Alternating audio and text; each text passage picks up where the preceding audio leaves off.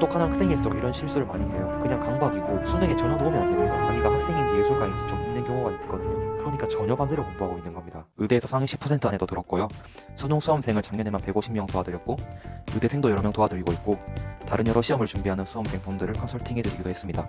네, 안녕하세요. 의대생이자 공부를 가르치고 있는 손희찬입니다. 오늘은 최상위권들도 의외로 잘 모르는 최악의 공부 습관을 3가지 말해보겠습니다. 공부를 잘하게 되는 제일 쉬운 방법이 뭐일 것 같으세요?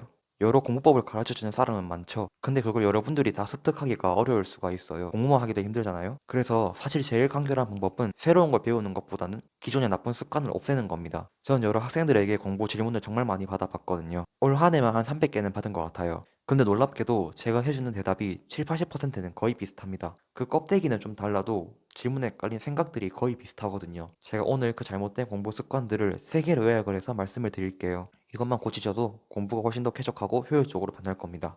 첫 번째는 학자의 오류입니다. 이 이야기는 아직 유튜브에서는 본 적이 없는데요. 이게 참 아이러니합니다. 똑똑한 학생일수록 이런 실수를 많이 해요. 그래서 정말 안타까워요. 아, 이것만 없애도 진짜 공부 잘할 텐데 하는 생각을 정말 많이 하거든요. 여러분은 학자가 아니에요. 학문을 하는 게 아니란 말입니다. 시험 점수를 높이는 거랑 학문을 쌓는 거랑은 접근법이 전혀 달라요. 예를 들어 여러분이 과탐 모의고사를 친다고 생각해 봅시다. 공부를 굉장히 잘하는 학생인데 한 문제를 틀렸어. 근데 답지를 보니까 기출에도 전혀 나온 적이 없고 다른 실무에서도 한 번도 안 나온 내용이야.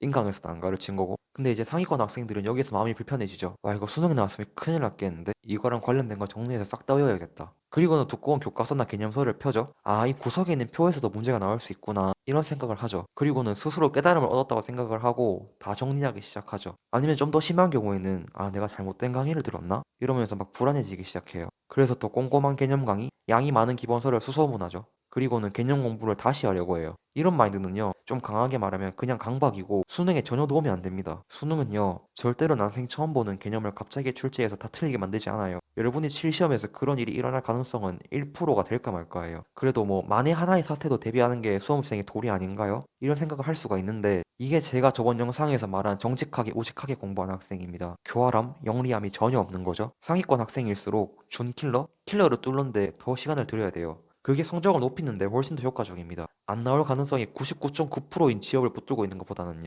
이게 납득이 안 가시면 시험 공부에 대한 감각이 너무 없는 거예요. 여러분은 모두 지식을 체계적으로 정리하는 학자가 아닙니다. 똑똑한 사람일수록 그런 욕구가 있는 건 알아요. 뭔가 빈틈없이 체계적으로 정리되면 짜릿하거든요. 비어있는 것 같으면 불안하기도 하고. 근데 그 마음을 거슬러야 됩니다. 실제로 필요한 공부가 뭔지, 이 공부의 목적이 뭔지 생각을 하고 거기에 더 도움이 되는 행동들을 선택해야 돼요. 여러 가지 선택 중에 더 목적에 부합한 결정을 해야 되거든요. 그런 결정들이 하나씩 쌓여서 결국 엄청난 성적 차이를 만들어내는 겁니다. 이게 저번 영상에서 제가 말한 목적 감각입니다. 정말 중요한 개념이죠. 두 번째는 예술가의 오류입니다.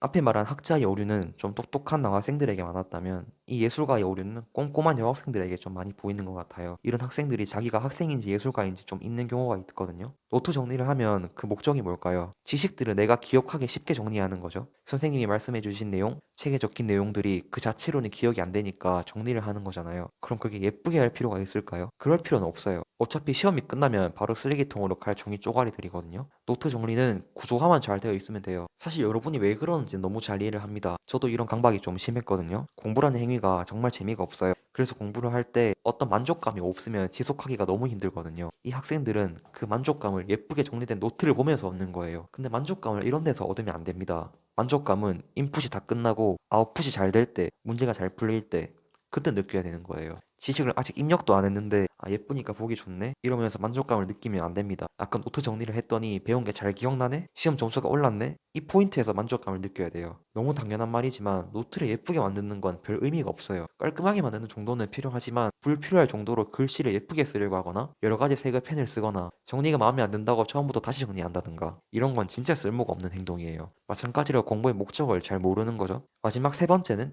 애매한 걸 그냥 넘기는 습관입니다. 이건 정말 정말 중요한 내용이에요. 안 좋은 습관이라서 이 영상에 넣긴 했지만 나중에 따로 얘기를 한 번 더 해야 할 정도로 중요한 내용입니다. 여러분이 어떤 어려운 수학 문제를 풀었어요. 그래서 고민하다가 해설을 봤어. 첫 번째 줄까지 내가 생각했는데 두 번째 줄도 내가 생각했는데 세 번째 줄을 생각을 못 한 거예요. 알고 보니까 거기서 양변이 미분을 했어야 되는 거지. 근데 여기서 많은 학생들이 아, 이렇게 하는 거구나. 다음부터는 양변이 미분을 해야지 하고 그냥 넘어가요.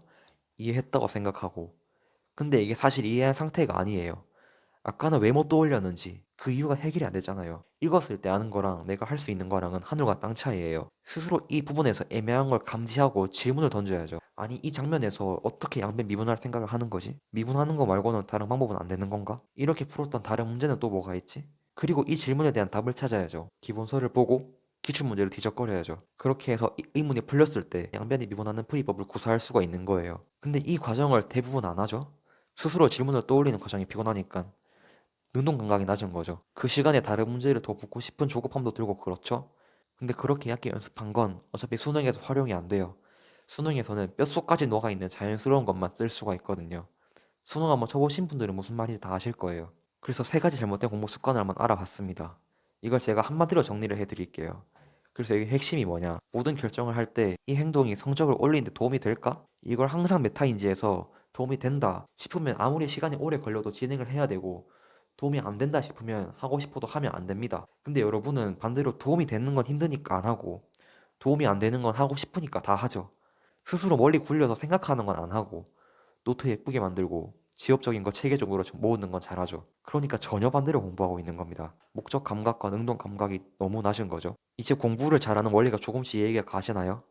저와 영상을 쭉 따라가다 보면 누구나 이런 기본적인 원리는 자유자재로 활용을 할 수가 있을 겁니다. 다음 영상에서는 이런 원리들을 이용해서 양이 많은 암기를 어떻게 할 수 있을지 한번 알아보겠습니다. 조금만 자랑을 하자면 제가 본과 1학년 때 상위 7% 정도로 마무리를 했었는데 그때 모든 걸 이 방식으로 다 외웠습니다. 그 방법을 한번 소개해드리겠습니다. 네, 오늘 영상은 여기까지입니다. 제 공부법이 더 궁금하신 분들은 아래 링크를 참고해주시면 더 고급 정보를 얻어가실 수가 있습니다. 끝까지 시청해주셔서 감사합니다.